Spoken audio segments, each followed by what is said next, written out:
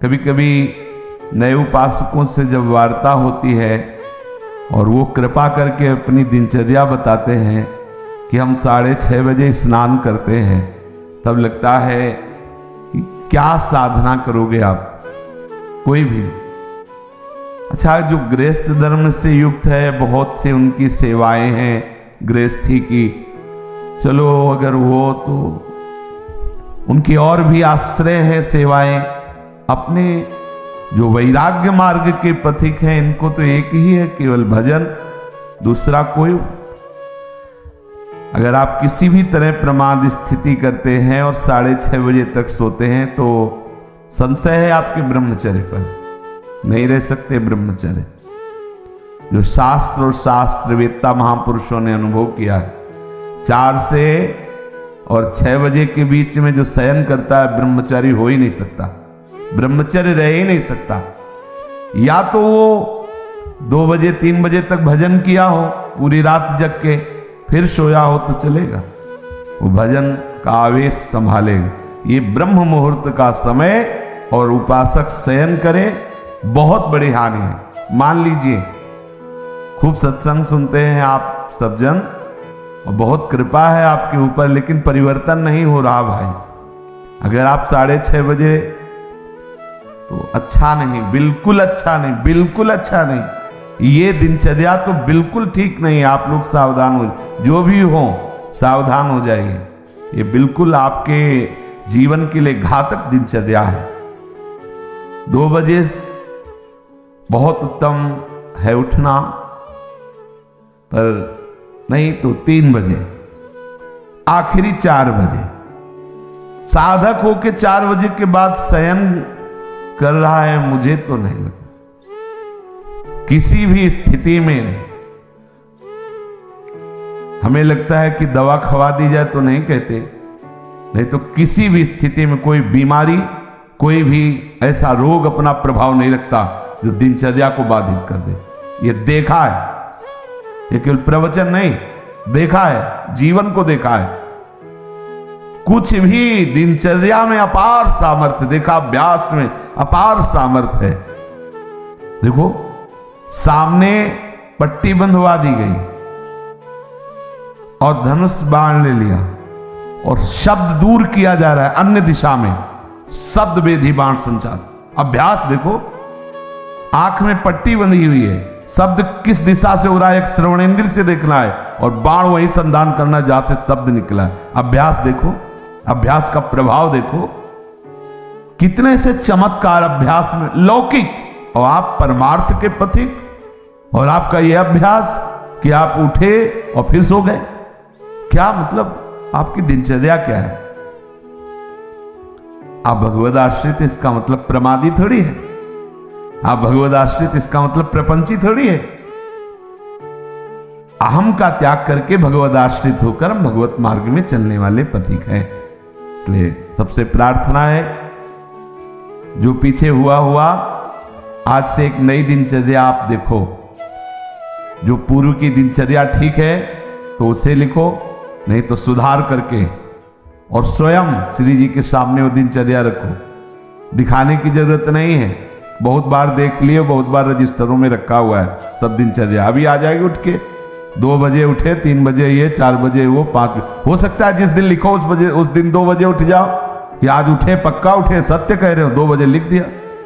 इससे काम नहीं चलना। आप अपने को खुद साक्षी करके प्रभु के सामने और नियमावली में बांधो। बिना नियम के प्रेम उत्पन्न नहीं होता। वो प्रेम की एक दशा है जो नेम को लय कर देती है। नियमावली में आपकी दिनचर्या सही होनी चाहिए, आपकी नियमावली ठीक होनी चाहिए। किसी भी संत के जीवन को आप देखिए,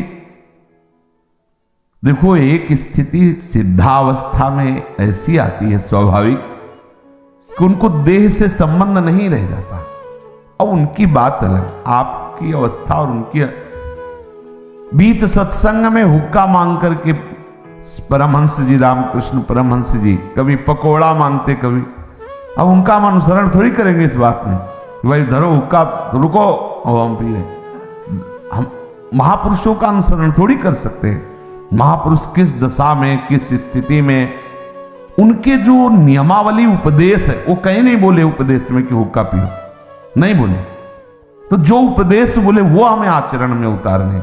हम क्या करते हैं, सीधे महापुरुष व्यास भरोसे कुंवर के, सीधे वो जो इस स्थिति में है ना, बस केवल इतना ही पकड़ते हैं, काहू के बल भजन को, इसलिए भजन नहीं करना, काहू के आचार, इसलिए आचार नहीं करना। मतलब जितेंद्रिय दात, पवित्रता और ये सब। क्या पवित्रता? गुरुजी ने कहा है थैली है मल की, क्या पवित्रता? हाँ, उसमें क्या सुना है नहीं प्रवचन में, आचार गए और जितेंद्रियता आदि नहीं। और व्यास भरोसे कुंवर, ये बात आई, सोवत पाव पसार। तो 6:30 बजे इसलिए जगना पड़ेगा कि 7 बजे 7:15 बजे सत्संग में आना है, वो आ जाते हैं तो जल्दी जल्दी तिलक लग, जय गुरुदेव, जय महाराज, हाँ जय हो महाराज, वाह वाह वाह, हाँ क्या सत्संग में हो रहा है भाई। बहुत जीवन कीमती है। अभी कल ही पता चला कि कोई बहुत प्रियजन है, उनके यहाँ कैंसर हुआ। अब क्या दशा, ना भोजन सही पा सकते हो ना कुछ, और ये कैंसर आदि ऐसी बीमारियां हैं। अभी तक जितने हमारे दर्शन में आए, एक आध बात अलग, उन सबको श्री जी ने जल्दी बुला लिया, जितने भी दृष्टि में आए। तो हम तो अमरौती खा के थोड़ी आए हैं, कोई न कोई व्याधि मंदिर है, कब देवता का पर्दा हट जाए, जैसे बहुत मंदिर में सब देवता होते ना, ऐसे शरीरम व्याधि मंदिरम, पुजारी कब पर्दा हटा दे, कौन सा, बोले अब कैंसर देवता आ गए, होश उड़ जाएंगे भैया। देखो तुम्हें अभी रिपोर्ट में बता दी जाए तुम्हारी किडनी खराब थी, देखो क्या होता है तुम्हारा। अगर डिप्रेशन में ना पहुंच जाओ तो बताना, ब्लड प्रेशर अपने आप उछाल मारने लगेगा, क्योंकि चिंतन, आज तुम स्वस्थ हो तो प्रमाद करते हो, और कल प्रमाद करने का अवसर नहीं रहेगा, अवसर ही नहीं रहेगा। अनन्य चिंतन रोग का होने लगेगा। अगर भगवदाकार वृत्ति नहीं हुई तो आप ये मत समझो मृत्यु कोई खिलवाड़ नहीं है। मृत्यु का संदेश सुनकर अच्छे के जमीन खिसक जाती, होश खराब हो जाते हैं। कैंसर, अब न रात में नींद, न दिन में चैन, अनन्य चिंतन उसी का शुरू। अब क्या करें, घबराहट, थोड़ी थोड़ी देर में मरना है, तो जो दुकान मकान पति पुत्र परिवार जितना सब भाई वो सब काटने दौड़ता है, ये सब छूट जाएगा। भजन कोई साधारण वस्तु है। इसलिए भर्तृहरि जी महाराज कह रहे, यावत स्वस्थ वेदम गृहम कलेवरम यावत च दूरे जरा। जब तक बुढ़ापा दूर है, जब तक तुम्हारे शरीर में रोग कोई नहीं हो जा रहा, होगा ऐसा थोड़ी कि कोई लिखवा के लाए कि नहीं होगा। जब ऐसे परमहंस को कैंसर हो सकता है, रामकृष्ण परमहंस जी को, पूज्य भाई जी के उदर में कैंसर हो सकता है, वो फिर अपने लोग तो अधिकारी ही है इस दंड के, अपने लोग तो अधिकारी, न जाने कितने इन भजनानंदी महापुरुषों के शरीर में ऐसी व्याधियां हो सकती है, तो अपने लोगों को तो पूरा रजिस्टर रखा हुआ है। सावधान हो जाइए, प्रमाद मत कीजिए, बहुत बढ़िया अवसर आपको मिला है। भगवत चरणारविंद का आश्रय और सतत जप, ये बिल्कुल खुली दो बातें हैं, ज्यादा इनमें समझने की जरूरत नहीं। अंदर से भगवत आश्रय और जिह्वा से जप, राधा वल्लभ श्री हरिवंश श्री हरिवंश, क्या जाता है भैया।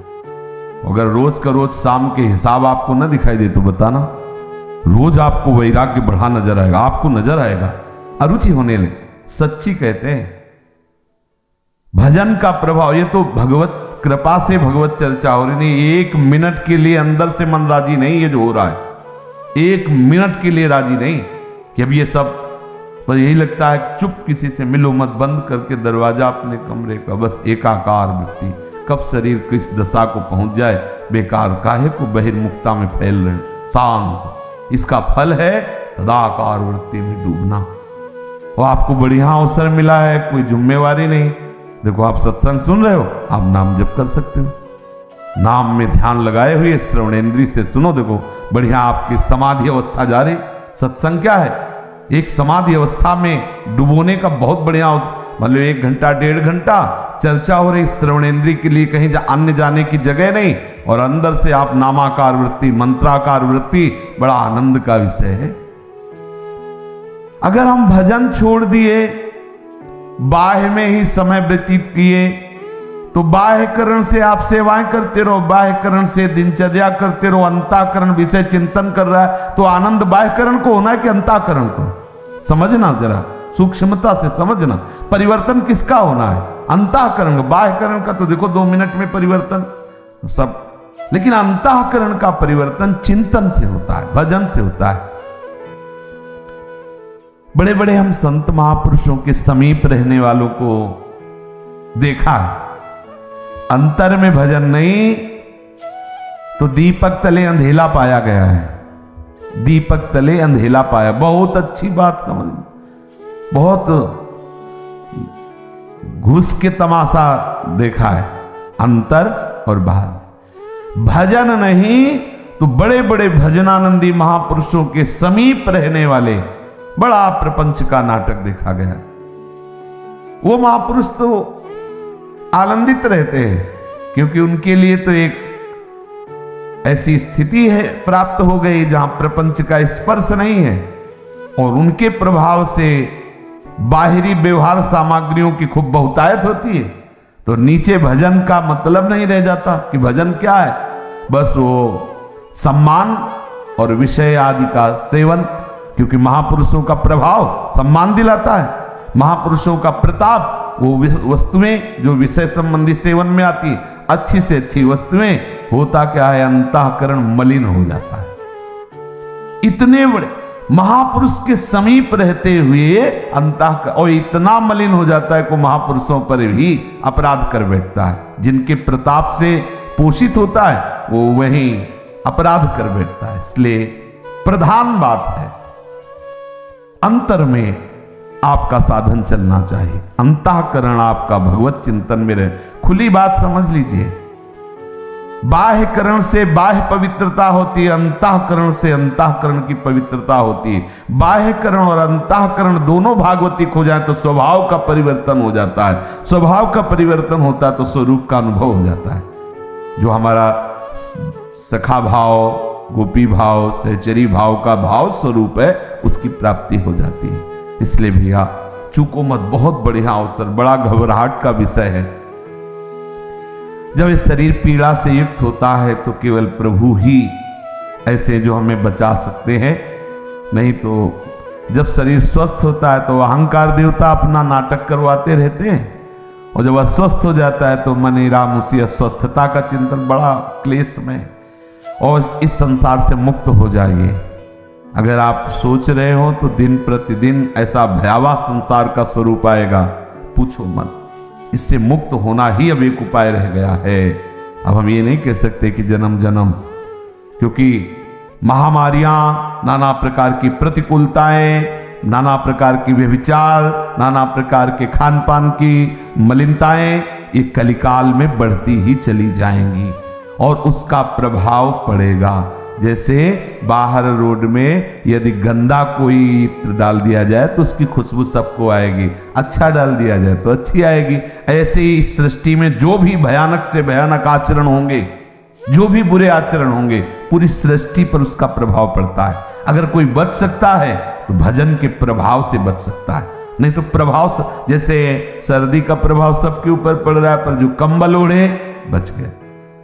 अगर कहीं भी कुछ भी मलिनता का आचरण होता है तो पूरी सृष्टि पर उसका प्रभाव पड़ता है, वो समझ में नहीं आता।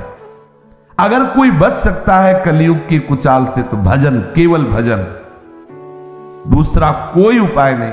भजन करके भगवत धाम में स्थित हो जाओ, प्रभु को प्राप्त हो जाओ, नहीं बहुत दुख भोगना पड़ेगा। अभी प्रमादी मन है तो देख लेंगे, अरे देख लेंगे, होश खराब हो जाते हैं, मृत्यु सुखद लगने लगती है, ऐसे ऐसे कष्ट आते हैं कि वो चाहता कि मुझे कोई मार दो। सच्ची मानना, हमने देखा है, चाहता है कि इस दशा से तो अच्छा है कि मुझे मार दो। भाई मरना थोड़ी हमारा समाधान होगा, भगवत प्राप्ति समाधान। इसलिए बेचैन हो जाओ भगवत प्राप्ति के लिए।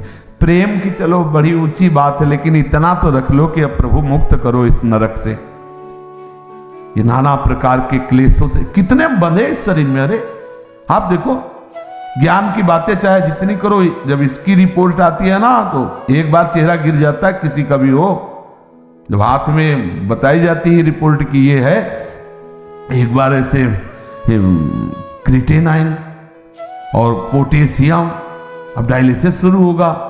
हाँ, एक बार तो फिर वो अरे हम कोई शरीर है क्या, वो जब चिंतन, तब फिर आनंद की अच्छे को एक बार जब प्रलंबासुर ले गया ना बलराम जी को, तो एक बार वो भी उदास हो गए थे, फिर उनको स्वरूप को फिर घूसा मारा। तो ऐसे साधक प्रहार करता है, अरे किसी भी विकार पर, अरे नहीं हम तो प्रभु के आश्रित है, प्रभु के दास है, पर इतना प्रहार करने लायक बन जाओ, आपकी ऐसी मनोवृत्ति भगवदाकार हो कि आप प्रहार कर सको। इसलिए भाई सावधान रहो, ये सुबह 6:30 बजे तक सोना ये ठीक नहीं। आप सो करके सोने को गवा रहे हैं, ये सोने का समय है, सोने का, स्वर्ण का, और क्या बोले सोने का समय गुरु जी का, खूब सो आनंद से, ऐसा नहीं, ये स्वर्ण समय है, ब्रह्म मुहूर्त, खूब ना, हमारे लिए तो हर क्षण ब्रह्म मुहूर्त है। ये तो केवल एक दिनचर्या के लेकर नहीं, हर समय हमारा ब्रह्म मुहूर्त है। हम प्रभु में लगे हुए हैं, इसलिए हर समय प्रेम में प्रभु का चिंतन हो रहा है, हर समय हमारे लिए महामंगल में महापावन है। देखो, आप सबसे प्रार्थना है, बहुत सोच समझ के दिनचर्या बनाएं, और जो दिनचर्या बनाए 10-12 वर्ष उसमें कोई विक्षेप नहीं होना चाहिए। आज गए 5 घंटे यमुना के किनारे बैठ गए, 5 दिन गए ही नहीं, ये रसिकों की दिनचर्या नहीं, ये वृंदावन की उपासना में दिनचर्या एक आपकी नियमावली। या तो आप ऐसी स्थिति में कि 5 दिन आपको शरीर शुद्ध नहीं रही तो कोई बात नहीं, दिनचर्या का फल मिल गया। आपकी दिनचर्या एक ऐसी होनी चाहिए जो बने तो कम से कम 10-12 वर्ष तो एक रस चलना चाहिए। आज ये कल वो, फिर परसों बदल गया, फिर अलग दिनचर्याएं रजिस्टर में लिखी रखी रह गई और हमारी कुछ और ही दिनचर्या चल रही। भाई ऐसा मत कीजिए। भगवत मार्ग के पथिक, चाहे आप गृहस्थ हो विरक्त हो, बहुत सोच समझ कर दिनचर्या बनाइए। आप 10 मिनट यदि भजन में बैठते हैं तो ठीक टाइम पर बैठिए और बहुत काल तक वो समय भजन में दीजिए कि हम 10 मिनट बैठते हैं तो हम 10-12 वर्ष तक 9 मिनट नहीं होने देंगे, 10 मिनट तो बैठेंगे ही, और हमें मिलेगा तो हम माया से खींच कर और समय बढ़ाते घटने नहीं देंगे। ये दिनचर्या का भाव होता है अपने मन को बांधना। दिनचर्या का मतलब होता है हम अपने मन को संपूर्ण समय के द्वारा इष्ट में फांस रहे, बांध रहे, इस समय ये, इस समय ये, इस समय ये, और उसको नियम पूर्वक बांधना। कभी परिक्रमा चल रही तो कभी कुछ, कभी कुछ, कभी सब बंद, कमरे में पड़े शयन कर, ऐसी नहीं। एक आपके आहार की, विहार की दिनचर्या होनी चाहिए। बहुत अच्छा आहार मिल जाए तो भी एक संयमित जो आपने आहार नियम लिया उससे ज्यादा नहीं होना चाहिए। ना मिले उस समय के बाद, आपको सच्ची बताए, यदि आपकी दिनचर्या सही है तो समय के बाद आहार करने की इच्छा ही खत्म हो जाती है।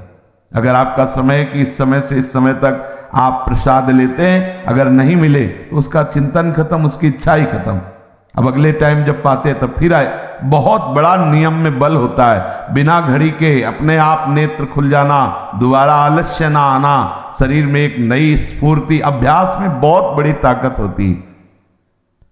अपने लोगों का अभ्यास ही दृढ़ नहीं हो रहा है, नियमावली ही ठीक से नहीं बन रही।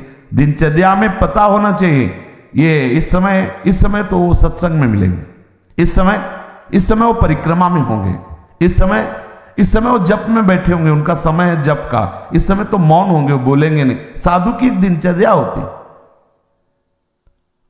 हमारी क्या दिनचर्या है, इस पर ध्यान दीजिए।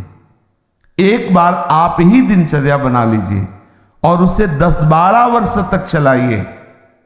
ये अतरे दिन दिनचर्या बदलिएगा नहीं। माना भागवतिक है, लेकिन इससे मन संयमित नहीं होगा, इससे मन एक रस में नहीं आएगा, और एक रस नहीं हुआ तो फिर जीवत्व बाधा पहुंचाता रहेगा। ये जो जीवत्व है, काम क्रोध लोभ आदि, ये सब फिर परेशान करते रहे, प्रमाद स्थितियां आती रहेंगी। एक रस में बहुत बड़ा बल। जब बुखार और ये सब परेशानियां शरीर में आती तो भी दिनचर्या बाधित नहीं होती। जो अच्छे साधक होते हैं, जिस समय स्नान उसी समय स्नान, जिस समय अपने आप इतना सामर्थ्य होती है। कहीं भी चमत्कार प्रकट हुआ है तो एक जो दिनचर्या पकड़ी गई, दिनचर्या देखो। पूज्य श्री सनातन जी वयोवृद्ध हो गए, परिक्रमा को रोज जाते हैं गिरिराज जी की। गिरिराज जी को पीड़ा होती है उनकी परिक्रमा से कि इतने वयोवृद्ध नंगे पैर प्रकट हुए श्री लालजू महाराज ठाकुर जी। वो कह रहे हैं कि बाबा अब तुम परिक्रमा मत आया करो, हमारे लिए ही तो सब करते हो, हम बहुत प्रसन्न हैं, वहीं वृंदावन में आप भजन करो। हाँ ठीक है प्रभु। दूसरे दिन फिर पहुंच गए, बोले बाबा मना किया, बोले प्रभु रह नहीं पाते। ये दिनचर्या क्या करती, आपका अभ्यास ऐसा दृढ़ करती कि इष्ट मना कर रहा है लेकिन रह नहीं पाते। परिणाम क्या हुआ, आज भी उनकी दिनचर्या ने हमको एक बहुत बड़ी सिद्धि दे दी। आज भी आप दर्शन कर सकते हो राधा दामोदर में बंसी का, लकुट का, श्री चरण का, गाय के खुर का चिन्ह हो, गिरिराज जी की शिला आज भी हो। सनातन जी की एक नियमावली ने आज हम सब भक्तों को दुर्लभ वस्तु है, दुर्लभ वस्तु है। भगवत चरणारविंद के चिन्ह, लकुट के चिन्ह, बंसी के चिन्ह, गाय के खुर के चिन्ह प्रभु ने स्वयं दे और बोले इस शिला की परिक्रमा कर लेना। ये 4 परिक्रमा का आपको 4 परिक्रमा कर लो तो परिक्रमा गिरिराज जी की पूरी हो गई। नियमावली 24 घंटे में ऐसी सहज दिनचर्या आप अपनी खुद बना लीजिए जो आप बहुत काल तक निर्वाह कर सके। यमुना तट अगर हमारा जाना हुआ तो यमुना तट, बहुत मन हुआ तो नागरीदास जी करें गोवर्धन गिरिराज जी, और बैठो राधा को देखा है, अनुभव किया है, एक अलौकिक मतलब आकर्षण राधा कुंड में देखा है। सुबह सुबह जैसे चुपचाप कभी गए हैं और एकदम बैठ गए तो एक अलौकिक आकर्षण, एक दिव्य आकर्षण, एक भजन में एक दिव्य उन्माद। आसपास बड़े बड़े भजनानंदी महात्मा रहते हैं और श्री जी का वो नित्य स्थल राधा कुंड संपूर्ण ब्रज महिमा में, पर कहीं कहीं प्रभु विशेष अपनी लीला प्रकाशित किए।